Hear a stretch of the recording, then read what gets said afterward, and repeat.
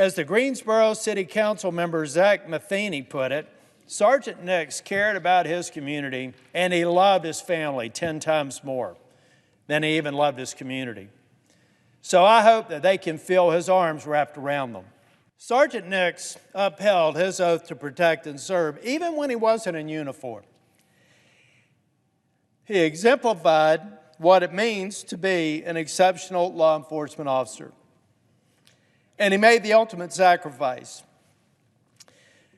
My deepest condolences go out to Sergeant Nix's family for their tremendous loss.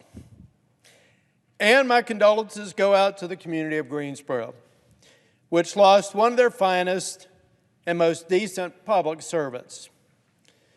We should never, and I will never, forget a servant service.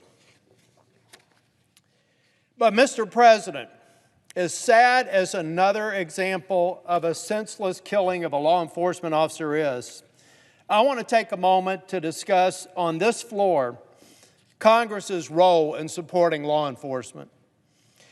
In 2023, 59 officers were killed by criminals.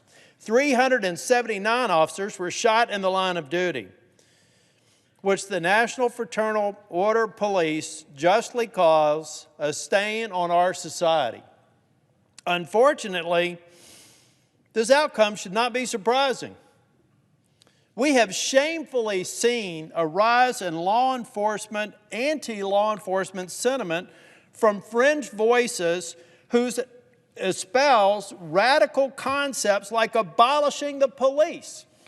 If you go on an ActBlue website today, ladies and gentlemen, and you query, all cops are bastard, give now, you will go to a website where they're encouraging you to make a 13.12 mile run. 1312 translates alphabetically to ACAB, which translates into all cops are bastards. And there's a website out there where you can give money and run and support this effort today. It is sickening to hear this kind of hatred towards law enforcement. Not because it's wrong and unfair, but because it's flat out dangerous. It's fueled distrust and disdain for our brave men and women in blue. This, in turn, has made their job to protect and serve even harder and more dangerous. We must do better. We must protect law enforcement.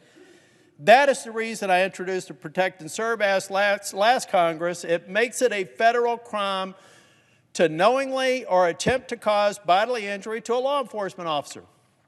I plan to reintroduce this bill, this Congress, and I hope to do so with strong bipartisan support. Congress must also enhance penalties for criminals who intentionally murder law enforcement. That's why I'll soon be introducing legislation that would create a criminal penalty for the murder of a local, state, or federal law enforcement officer, punishable with the death penalty or life imprisonment without parole. I urge all Americans to call your senators and congressmen.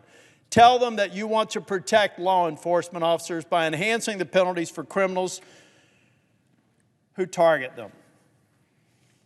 The men and women in blue are heroes. We have to have their back.